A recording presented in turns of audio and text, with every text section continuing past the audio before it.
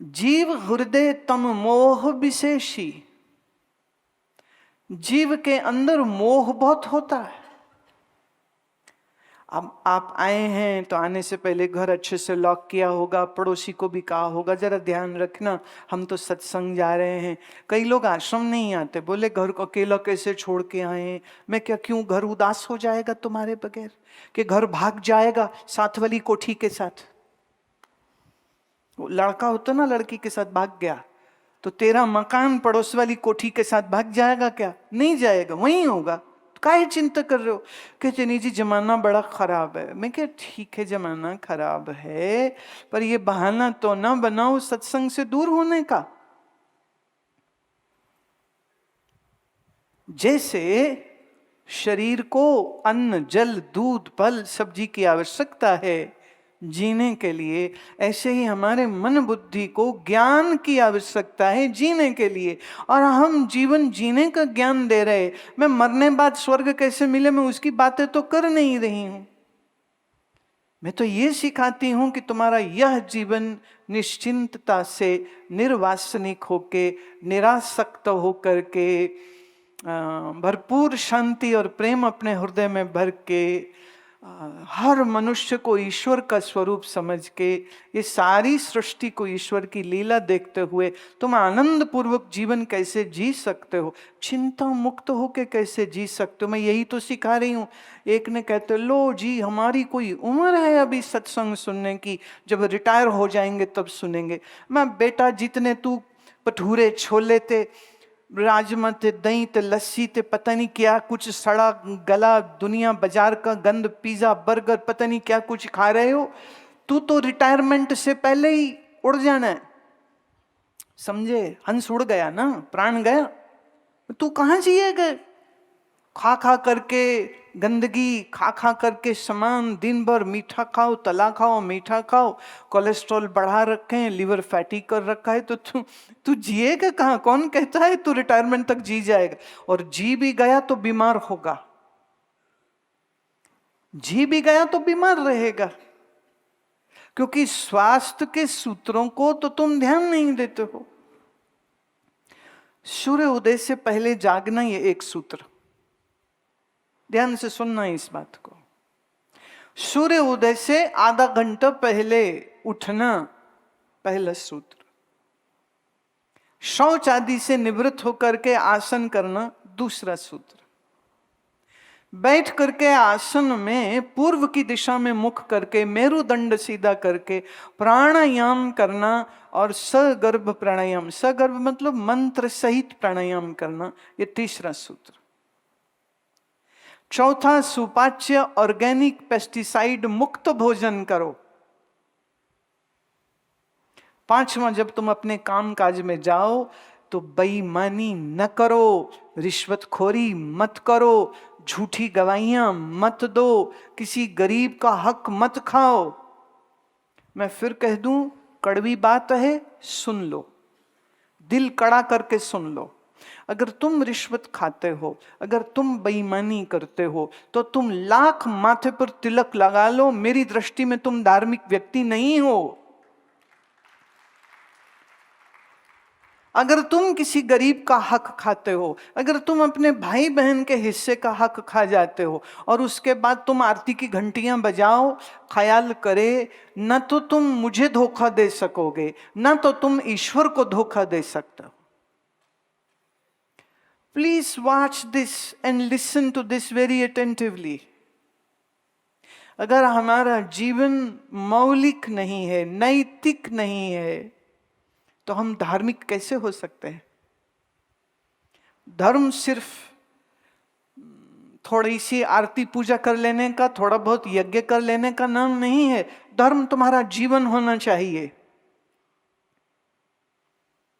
धर्म तुम्हारा जीवन होना चाहिए।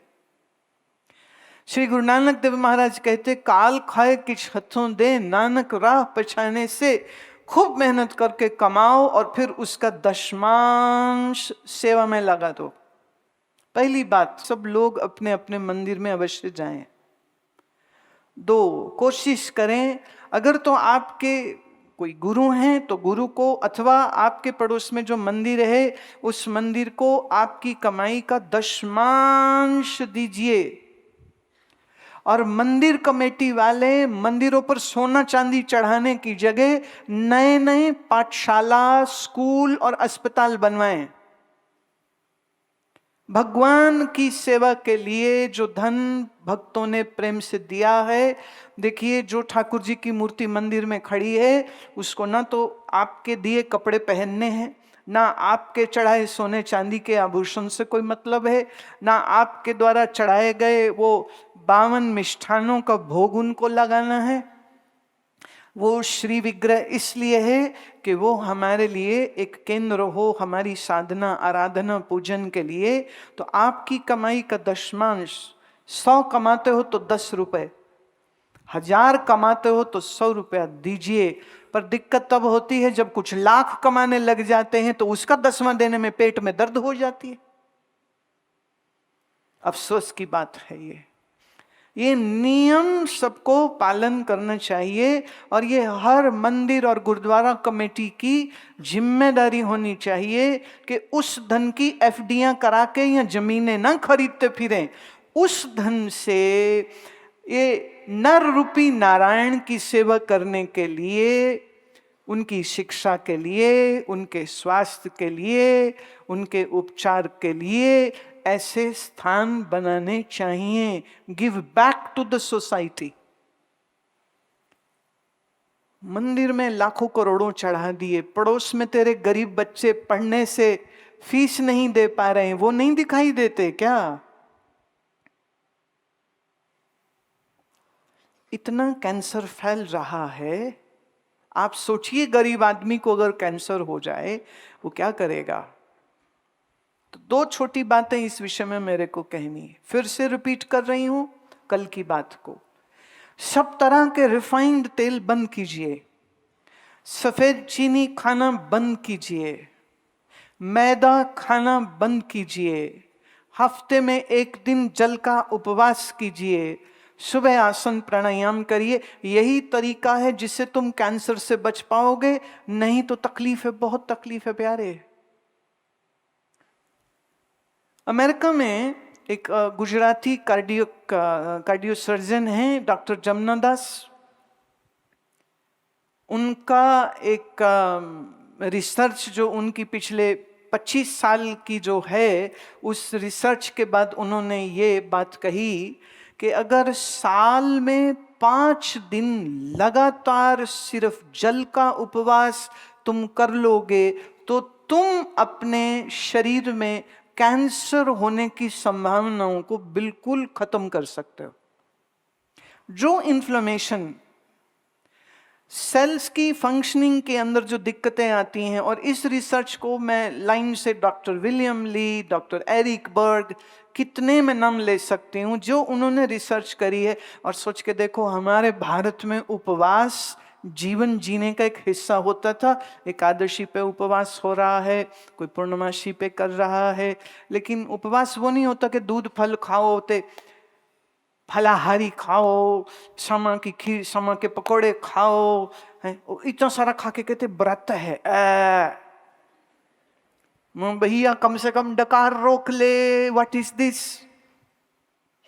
शास्त्र अनुसार एकादशी का उपवास तब होता है जब आप दशमी की रात्रि को भी भोजन ना करें, और उधर एकादशी पूर्ण होने के बाद 12वीं पर भी आप सुबह में कुछ ना खाएं और दोपहर में खाएं। ये शास्त्रीय तरीका है एकादशी के उपवास का। उपवास और संयम हमारे जीवन में स्वास्थ्य भी लाता है, और दूसरे, खुद ना खा के जब हम किसी को खिलाते हैं तो जो खिलाने का आनंद है, उस आनंद की तो कोई तुलना नहीं की जा सकती।